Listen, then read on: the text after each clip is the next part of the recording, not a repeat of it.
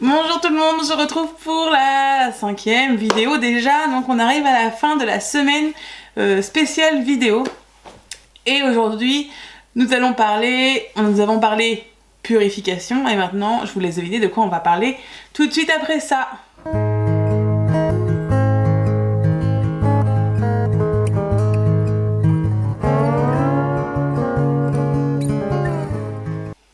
Comme vous avez pu le deviner, on va parler du coup du rechargement, ça m'a été demandé et c'est vrai qu'en fin de compte il n'y a pas grand chose à dire tout en ayant beaucoup de choses finalement à dire. Je vais vous donner mon avis par rapport aussi aux recherches que j'ai faites et que j'ai pu trouver.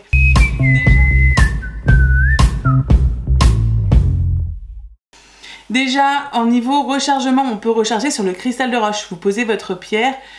Si c'est à l'intérieur d'une géode par exemple, donc la géode c'est deux morceaux de pierre qui sont ensemble. Et on met la pierre dedans. J'en ai des petites. Donc ça c'est une géode de quartz, de cristal de roche. C'est la même chose. Voilà à quoi ça ressemble. Donc là c'est complet. Et quand on défait en fait, il y a des trous plus ou moins gros. Hein, ça dépend des géodes. Et là on peut y placer sans problème une bague par exemple. On la referme. L'énergie va tout autour de l'objet que vous avez mis à l'intérieur. Ça peut être aussi une pierre roulée, enfin peu importe. Tous les objets peuvent aller à l'intérieur. Donc vous mettez votre objet à l'intérieur, vous pouvez le laisser que quelques heures dans une géode. Si c'est un amas, alors un amas c'est une pierre brute.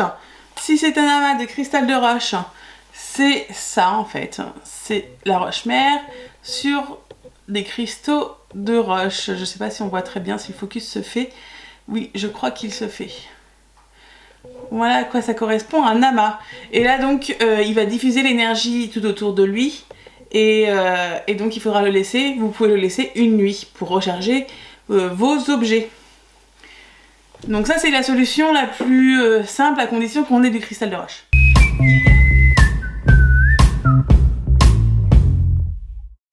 Il y a aussi l'améthyste. Donc l'améthyste par contre on fait attention. C'est-à-dire que l'améthyste elle est violette, le cristal de roche il a un color, il convient à toutes les pierres. L'améthyste elle ne convient qu'aux mêmes couleurs chromatiques, c'est-à-dire qu'on va être dans le violet, dans le bleu et dans le rouge. Les autres pierres, ça peut les modifier, modifier leur énergie en fait par rapport au problème de couleur. Donc l'améthyste c'est un peu plus complexe, on va dire que c'est pas la solution la plus facile.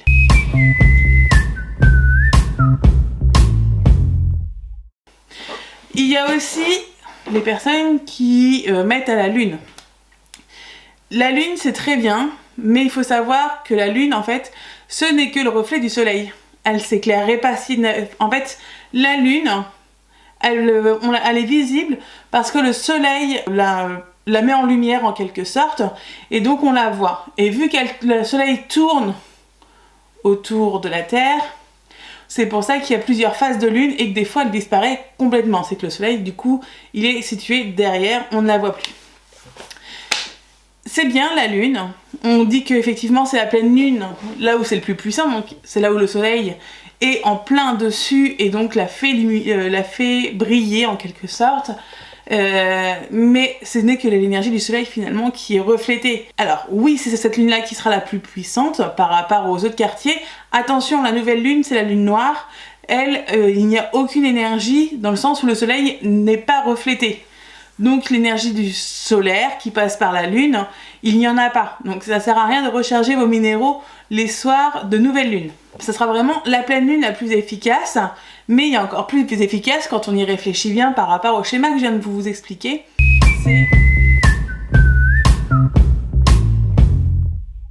C'est le soleil. Le soleil, il y a quand même quelques inconvénients, c'est que le quartz a tendance à décolorer au soleil. Le quartz rose, l'améthyste, la citrine, tout ce qui est constitué de quartz. Donc, il y a une méthode simple pour pallier à ça, et du coup qui conviendra pour toutes les pierres, tous les minéraux, tous les objets que vous souhaitez, qui craignent les rayons, les UV du soleil, et du coup pour ne pas attendre la pleine lune, qui du coup est un peu moins efficace, hein, puisqu'on est d'accord. Vous vous souvenez, on en a parlé juste avant, ce sont les rayons lumineux du soleil qui font que la lune est visible et qui dégagent cette énergie. Donc, le soleil du matin ou le soleil de fin d'après-midi, vous pouvez la laisser 2 heures, il n'y a pas de souci. Même si vous les laissez la nuit et qu'elles prennent le soleil jusqu'à...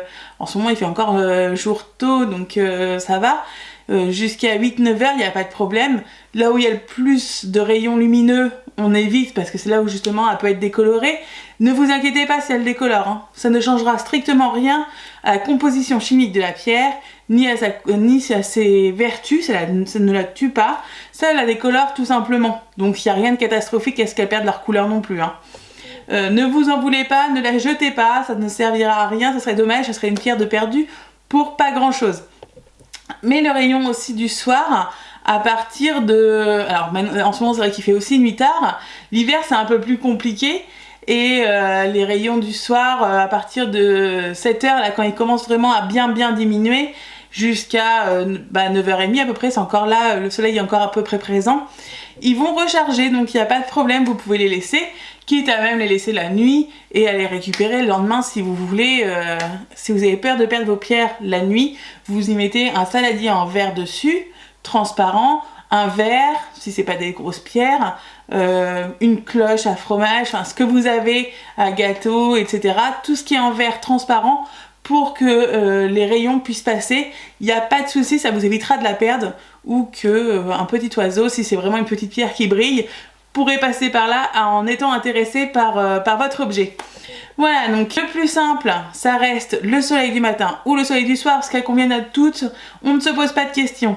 L'améthyste, c'est un petit peu plus compliqué dans le sens où elle a des couleurs, il faut respecter les couleurs, etc. Le cristal de roche, si vous en avez, ça fonctionne très bien. On a abordé tous les sujets, je pense, du rechargement.